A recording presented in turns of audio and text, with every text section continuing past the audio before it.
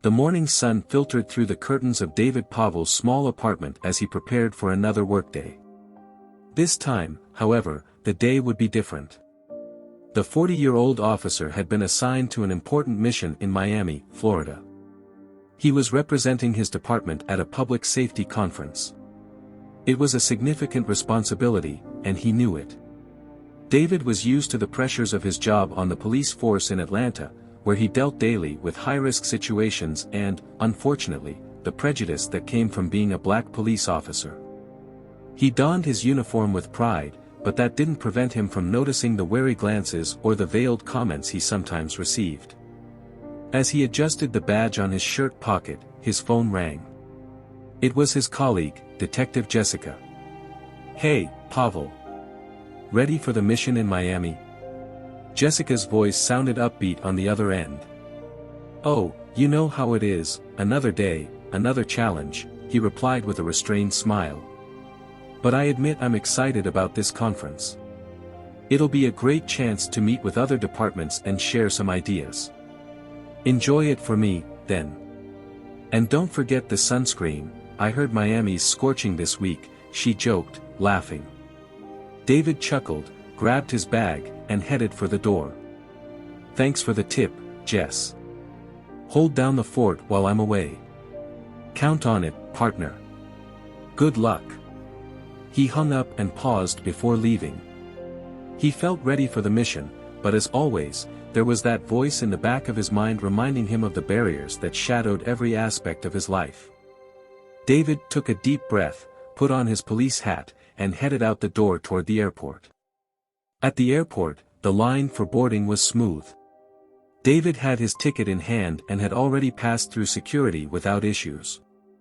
As he walked toward the gate, he noticed a few passengers casting quick glances in his direction. This was nothing new. Even in uniform, which should inspire confidence, he still caught the cautious expressions of some people. It was something he had learned to navigate. When he arrived at the boarding gate, a young flight attendant, looking serious, glanced at him as she checked passengers' boarding passes. "Good morning, sir," she said automatically without looking up at him. "May I see your boarding pass, please?" David handed over the pass with a friendly smile. "Here you go. I'm on my way to a conference in Miami." The attendant, whose name tag read Nicole, examined the pass for a few seconds and, without paying much attention, handed it back to him with a barely perceptible nod. David thanked her and made his way onto the plane, settling into his seat in economy class, ready to start the trip. As he waited for the flight to begin, he opened his phone to review some important documents for the conference. The atmosphere on the plane was calm, and David felt confident it would be a straightforward journey without complications. Still, there was a slight unease within him, a foreboding he couldn't shake. The plane began to fill slowly as passengers settled in. David Pavel, seated in his spot in economy, gazed out the window as the sun shone brightly in the Atlanta sky. He was eager to reach Miami and kick off the conference. As a 40-year veteran, this was a crucial opportunity to represent his department and share experiences with other law enforcement agencies. David adjusted himself in his seat and pulled out a document from his folder. He was immersed in notes for his upcoming presentation when he noticed some movement near the cockpit. Nicole, the same flight attendant who had checked his boarding pass earlier, walked down the aisle, stopping occasionally to assist passengers. She appeared distracted, her eyes focused on something beyond simply serving others. Soon, she approached David again, this time with a more serious expression. "Excuse me, sir," Nicole said in a dry, distant tone. "Could you please step outside? There's an issue with your boarding pass." David looked up, surprised. "An issue? I already showed my pass at the gate, and everything was in order," he replied, maintaining his calm. "I'm sure we can sort this out right here without me having to leave the plane." Nicole crossed her arms, clearly impatient. "Yes, but there's been a discrepancy in the system. We need you to leave the aircraft to resolve this before we take off." David frowned. He was on an official mission, and the flight was about to depart. It didn't make sense to be pulled off for something so trivial. I'm on an official mission on behalf of the Atlanta police. You can check this in the system. If there's an issue, I'm sure we can resolve it right here without me stepping off the plane, he insisted. Nicole kept her tone rigid, showing no signs of reconsideration. Sir, it's not possible to resolve this here. Please exit the plane and handle it with the personnel at the gate. The glances of other passengers began to shift toward them. David felt the familiar sense of embarrassment creeping in, but he stood firm. Do you ask anyone else to leave the plane over issues with their boarding passes? He asked, trying to keep his voice calm yet firm. Nicole hesitated for a moment before quickly responding. That's not relevant. Please follow my instructions, sir. Her demeanor seemed increasingly inflexible, and David couldn't help but notice that she hadn't treated any other passenger with the same rigidity. He took a deep breath, trying to keep his composure. He knew that as a police officer, it was expected he maintain control in any situation. Yet, in that moment, it was hard not to feel that something more was at play. All right, I'll step out to resolve this. But I want to be clear that I'm cooperating only because you're insisting, not because I believe it's necessary. David calmly stood up, grabbing his folder. As he walked down the aisle, a murmur spread through the plane. Nicole watched closely, maintaining a neutral expression, but David couldn't shake the feeling of weight from the stares on his back. He knew what was happening here, even if no one spoke about it openly. Before exiting, he turned to Nicole one last time. You know, I hope this is just a system error and not something more serious. Because if it is, you'll realize how serious this can be. Nicole didn't respond, but for a brief moment, her eyes revealed a flicker of discomfort. David made his way to the airplane door, the uncomfortable sensation growing inside him. As he disembarked, he knew something was very wrong, and what was about to unfold could change everything. David Pavel walked down the jet bridge toward the gate with firm steps, the weight of discomfort increasing with each passing second. He sensed that something was off. As he moved away from the plane, more passengers watched him curiously. Some murmured among themselves, exchanging confused or, in some cases, suspicious glances. David was used to judgmental looks, but at that moment, his focus was on understanding what was really happening. When he arrived at the boarding desk, a young and nervous-looking employee named Megan greeted him. She looked at him in surprise, as if she hadn't expected to see him back there so soon. Can I help you, sir? Megan asked, trying to maintain a professional tone. David took a deep breath, keeping his composure, as he always did in tense situations. I was removed from the plane by the flight attendant. She mentioned there was an issue with my boarding pass.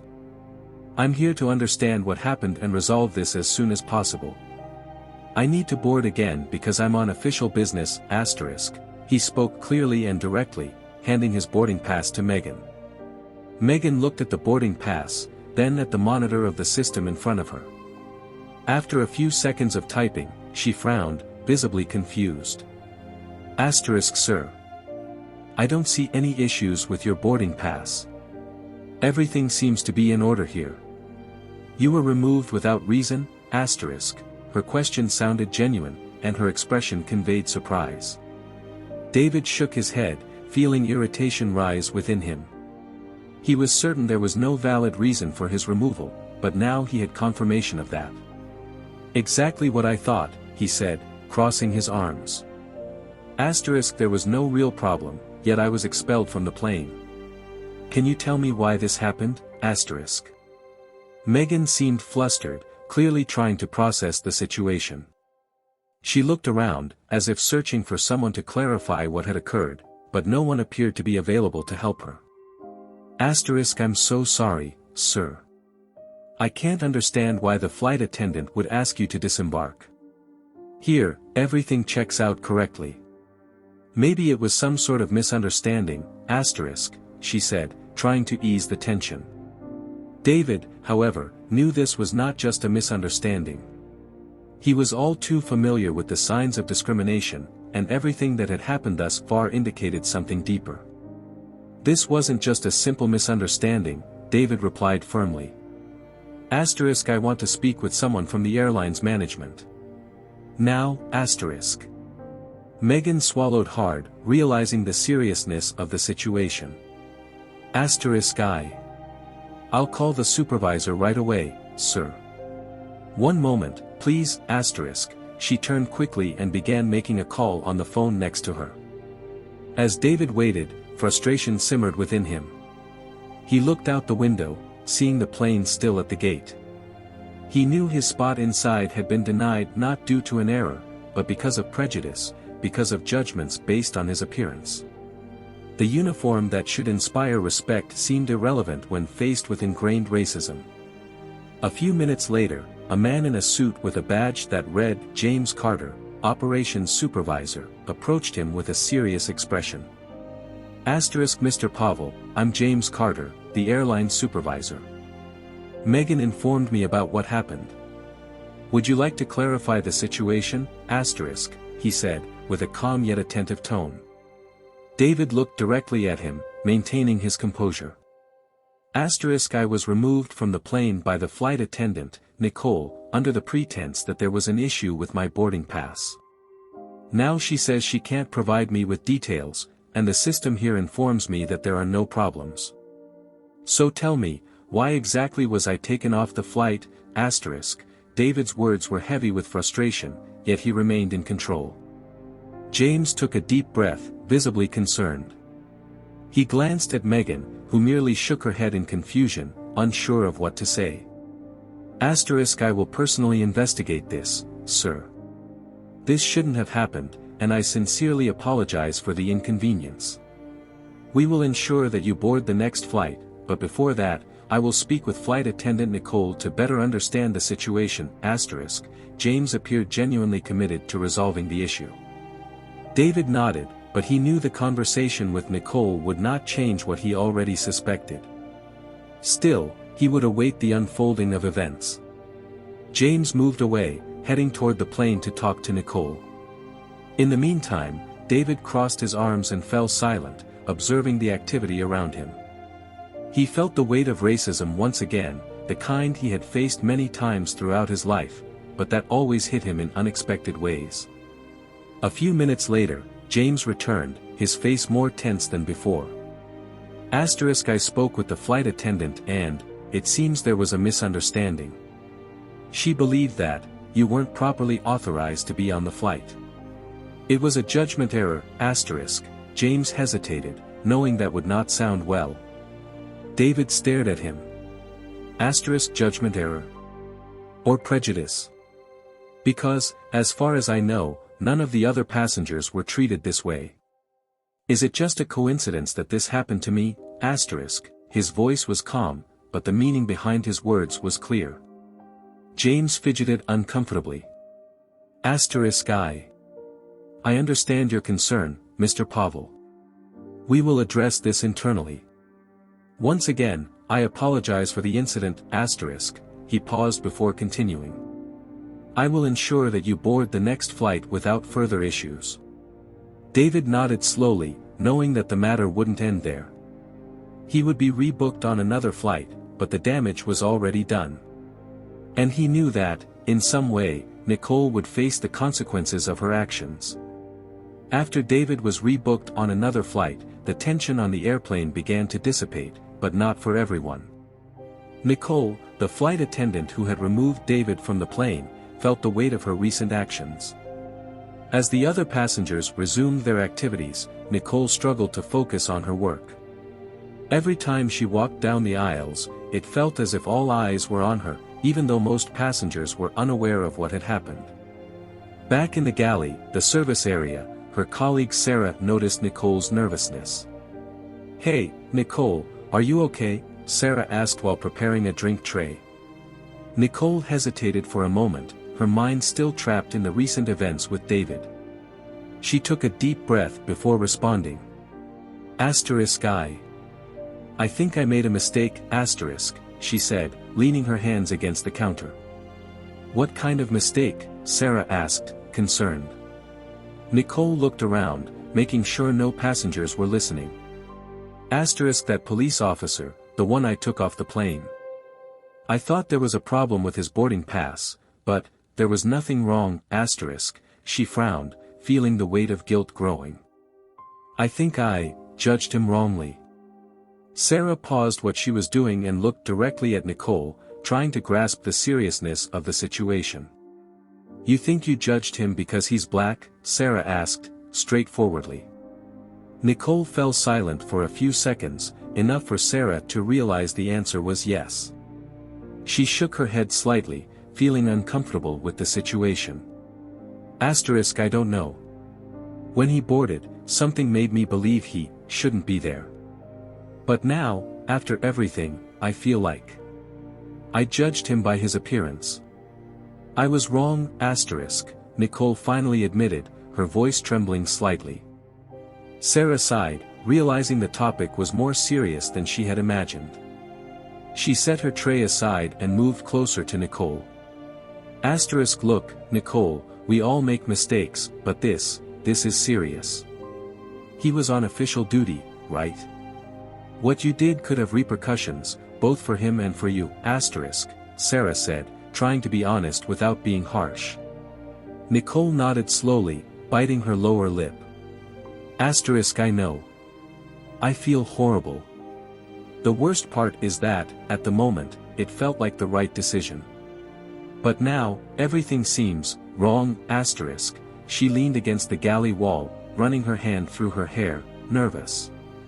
I don't even know how to fix this. Before Sarah could respond, an announcement came that the plane was ready for takeoff, interrupting their conversation. They would have to return to their duties, but Nicole knew the weight of her decision wouldn't easily fade away. On solid ground. Meanwhile, David Pavel was waiting at the Atlanta airport, sitting in one of the terminal chairs. Although he was en route to a new flight, his mind was still stuck on what had happened. He replayed the events in his head, from the moment he was removed from the plane to the conversation with his supervisor. It wasn't the first time he had faced racism, but each occurrence left a profound impact. He felt a mix of frustration and exhaustion. His phone buzzed in his pocket, pulling him from his thoughts. It was a message from his wife, Linda. Asterisk is everything okay? Did you board? Asterisk, she asked. David took a deep breath before responding. Asterisk no. I was taken off the plane. Long story. Now I'm waiting for another flight, asterisk. It wasn't long before his phone rang. Linda was calling. Asterisk David, what happened? Why were you taken off, asterisk, her concern was evident in her voice. Asterisk it was a mix-up, apparently with my boarding pass. But honestly, Linda, it was more than that, asterisk, he paused, carefully choosing his words. Asterisk the flight attendant looked at me, and without saying much, I could tell she was judging me for being who I am. It was one of those moments where you feel like you're being assessed by the color of your skin, asterisk. There was a brief silence on the other end of the line before Linda spoke again. Asterisk David, I'm so sorry. It's not fair that you have to go through this. What are you going to do, asterisk? David squeezed his eyes shut, feeling the emotional fatigue weighing on him. Asterisk right now. I'll wait for the next flight and carry on with my mission. I can't let this stop me. But one thing's for sure, I'm going to file a formal complaint when I reach my destination. This can't go unaddressed, asterisk, his voice was firm, though tinged with exhaustion. You're right, Linda agreed. Asterisk you did what you could. I just want you to be okay, asterisk. David smiled, even though she couldn't see it. Asterisk I'll be fine. I just need to get through this, asterisk, he looked at the boarding gate. I'll call you when I get to Florida, okay? Asterisk sure. Love you, David, asterisk. Love you too, he hung up and glanced at his watch. There was still some time before his next flight, and he would use that time to think about how to approach the airline later. Meanwhile, on board. Nicole was trying to go about her duties, but every time she walked past passengers, she felt uncomfortable. The incident with David haunted her, and she knew she would soon have to answer for it. She wished, somehow, that she had handled the situation differently, and now, there was no way to turn back. One thing was clear, she was beginning to feel the regret consuming her actions, and she knew she would eventually have to deal with the consequences. The flight to Florida had already departed, and Nicole was doing her best to ignore the unease that had followed her since she had kicked David off the plane. But as the minutes passed, it became increasingly clear that the incident wouldn't stay in the past so easily. Upon arriving at their destination, Nicole and the crew were called for a private discussion with the flight supervisor, Jason Roberts, a man of serious demeanor and few words. "Nicole, I need to talk to you about the incident earlier," Jason said as everyone was preparing to disembark. Nicole, who had been expecting to be confronted about this, nodded. Her heart raced, and her mind was scrambling to find justifications that could explain her decision. Sure, Jason. I understand, she replied, trying to keep her voice steady. Jason led her to his office shortly after the flight was cleared. The small, claustrophobic space intensified the tension in the air. He looked at her seriously, showing no sign of empathy. You removed a passenger today, a police officer who was on duty. And now there's a formal complaint. Can you explain what happened? Jason's voice was calm but loaded with expectation. Nicole took a deep breath, feeling the weight of the moment. She knew that any wrong answer could make things worse. She nervously ran her hands through her hair, avoiding eye contact for just a moment. Jason, I thought there was a problem with his boarding pass. You know, these systems fail sometimes, and I was just trying to make sure everything was in order, She tried to sound confident, but the hesitation in her voice was palpable. Jason frowned, crossing his arms. Are you saying you removed the passenger because of a system glitch? He asked, clearly dissatisfied with the justification. Nicole swallowed hard, realizing that wasn't enough. I think, maybe, I jumped to conclusions.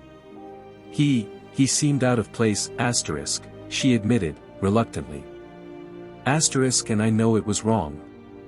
Now, looking back, I realized there wasn't enough reason to take him off the plane, Jason stared at her in silence for a few moments, absorbing her words. Nicole, you know how serious this is, right? We're talking about a decision based on bias, intentional or not. This goes beyond a simple judgment error. You removed a man on official duty from a flight without proper justification. He wasn't just any passenger, he was a police officer, Jason paused, as if he wanted her to feel the weight of his words. Nicole felt a lump in her throat, her hands trembling slightly. I know. I know I messed up, Jason. I'm not trying to justify myself. But at the time, I was trying to do what I thought was right to ensure the passenger's safety, Her voice now sounded more sincere, though still burdened with guilt. Jason sighed and shook his head. This is going to have consequences, Nicole. The airline cannot tolerate this kind of behavior. I'm going to need to report this to HR, and they'll decide what to do. The passenger has already filed a formal complaint, and you know what that means. The media could get involved too, He looked weary, as if the weight of the situation also rested on his shoulders. Nicole felt her stomach churn upon hearing about the potential repercussions. She knew she was in deep trouble, but the mention of the media made her heart race. The media? She asked, surprised and terrified. I didn't realize it would go this far. Jason looked at her firmly. We live in a world where everything gets amplified. Do you really think this is going to go unnoticed? He's a black police officer, Nicole. Incidents like this always attract attention, He paused. I suggest you prepare for the consequences and think about how to handle this in the best way possible. A public apology might be necessary, asterisk.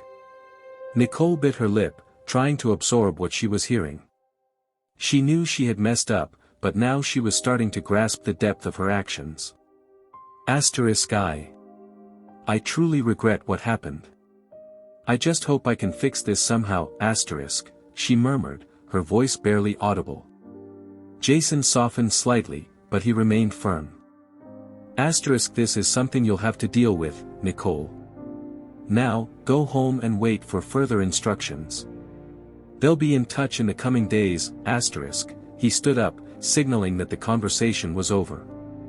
Nicole nodded, gathered her things, and left the office, feeling devastated. Guilt and regret weighed on her shoulders like never before. ### on the other side. David Pavel had finally landed in Florida, and while waiting to disembark, he received a call from his superior, Captain Roberts. David, I need to talk to you about what happened at the Atlanta airport, the captain began, his tone serious. David, who had anticipated something like this, pressed his phone to his ear as he exited the plane. Yes, sir. I figured you'd been informed about the situation. I was removed from the flight for no real reason. It seems the flight attendant acted with prejudice. I've already filed a formal complaint, The captain sighed on the other end of the line. Good call on filing the complaint, David. We're already investigating the case. This can't be tolerated, and you have our full support. The press is starting to ask questions, and it might gain national attention, David, emotionally drained, paused for a moment to process what he was hearing. The press, he asked, surprised. Yes. Cases of racial discrimination always get attention, especially when they involve authority figures. We're going to stand by you through this, but I need you to keep calm and let things unfold. We'll resolve this in the best way possible, the captain said firmly. David took a deep breath. Understood, sir.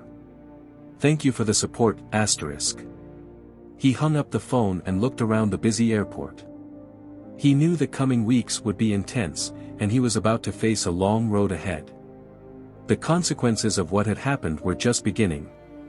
The days following the incident on the plane became a roller coaster for Nicole and David. While she felt increasingly pressured by the uncertainty of her future with the airline, David was grappling with the public and emotional fallout of what had transpired. The story began to make headlines on social media, and local media quickly picked it up, turning it into a debate about racial discrimination in airline services. The next morning, Nicole sat at her kitchen table in her small apartment in Atlanta. She stared at her phone, where dozens of messages and missed calls flooded her screen. The company had asked her to stay away temporarily while the case was investigated, and the silence only amplified her anxiety. Her phone rang. It was her best friend, Sarah. Hey, Nicole. I saw the news, are you okay, Sarah asked, concerned. Nicole sighed, running a hand through her hair. Okay. I'm nowhere near that. The situation spiraled out of control, and now they're talking about firing me, or worse, Is that serious? Sarah's voice showed her surprise. Did you explain what happened? Have you tried resolving it with the company? I explained, but they don't want to hear it. I did something terrible, Sarah. I removed a black police officer from the plane just because, it felt wrong to me. But now I realize I was completely wrong, confessed Nicole, feeling the weight of her own words. Nicole, you've never been like this. How did this happen, Nicole paused. She didn't know how to explain. Words weren't enough to justify the mistake she had made. I don't even know, Sarah. I was busy, worried about the safety of the flight, but deep down, I know it was prejudice. I didn't want to admit it to myself, but now there's no escaping the truth, Sarah was silent for a few seconds. Maybe it's time for you to sincerely apologize, Nicole. Publicly. If you're truly sorry, you need to take responsibility, Nicole took a deep breath, fighting back the tears that were forming. Maybe you're right. But I'm so scared of what this might bring, she whispered. It's going to be tough, but it's the right thing to do. You need to face this head-on, As Nicole contemplated Sarah's advice, David was also preparing to face the storm that was about to break. He sat in a cafe downtown Atlanta, flipping through the local newspaper that featured his face on the front page. Officer removed from flight, allegations of racism under investigation, the headline read. David sighed, weary from the exposure, but he knew the fight against prejudice was bigger than his discomfort. His phone vibrated, and he quickly answered. David, it was Captain Roberts. The media is on fire with this story. How are you holding up, I'm hanging in there, Captain. But I won't lie, it's been tough. I just want things to be resolved fairly, Roberts took a breath on the other end of the line. You have the full support of the department. We've already issued a statement to the press, and the airline is under heavy pressure to respond. But I need you to stay calm. They're looking to make you the face of this fight, and I know that can be draining, David nodded, even though the captain couldn't see him. I'm ready for whatever comes. I just want justice. This isn't about me, it's about what this represents, and there will be justice, David. I'm in contact with the company's lawyers and the union. We will make sure your voice is heard. Keep doing what you're doing, After the call, David looked at the newspaper again. He knew the focus was now on something much bigger than the incident itself. The injustice he had suffered was a reflection of a society still grappling with racism in silent, almost imperceptible ways, until something like this came to light. Meanwhile, at the airline's headquarters, a meeting was underway between executives and the HR team. The atmosphere was tense. This incident is already out of control. We need to make a public statement or this could destroy the company's image, one executive said, his voice urgent. We are being accused of tolerating racism. This cannot continue. What do you suggest, the head of HR asked. We have to issue a public apology and ensure that the flight attendant involved takes responsibility for what happened. If she is willing to apologize, we can try to manage the fallout before it gets worse, Nicole, who had been called to join the meeting via video, felt a knot in her stomach. When the camera was directed at her, all eyes in the room were fixed on her. Nicole, are you willing to cooperate with this? The head of HR, Mr. Wallace, asked, his tone direct. She took a deep breath, knowing the next step could determine her future. Yes. I'm willing. I made a mistake, and I want to apologize. I know this doesn't change what happened, but it's the least I can do right now, The executives exchanged glances and nodded. All right. We will draft a public statement, and you'll need to read it in front of the cameras. It will be tough, but it's the best course of action at this point, With a heavy heart, Nicole ended the call.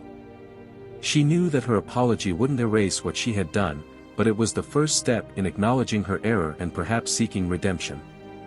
As public pressure mounted and Nicole prepared to face the consequences, David was receiving messages of support from friends, colleagues, and even strangers. He knew the struggle was far from over, but he also understood that now there was a real chance to effect change. That night, as they lay in their beds, both Nicole and David reflected on what lay ahead. The truth had finally come to light, and the decisions they would make next would shape not only their lives but the impact of their actions on the world around them.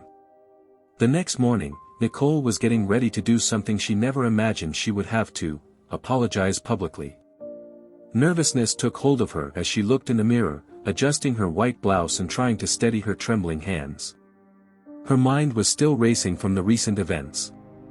At the airline's office, a small room had been set up for the statement.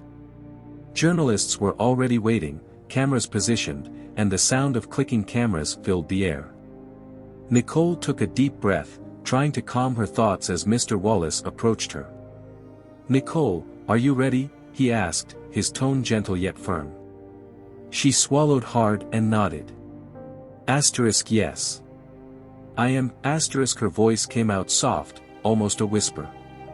Mr. Wallace guided her to the podium where the microphone awaited. Nicole could feel all eyes on her, the weight of responsibility causing her shoulders to sag.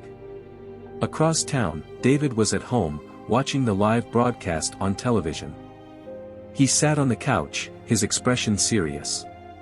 Next to him, his older sister, Carla, watched the TV with a mix of anger and indignation. "Do you think she'll apologize for real, David? Or is this just for the company's image?" Carla asked, crossing her arms.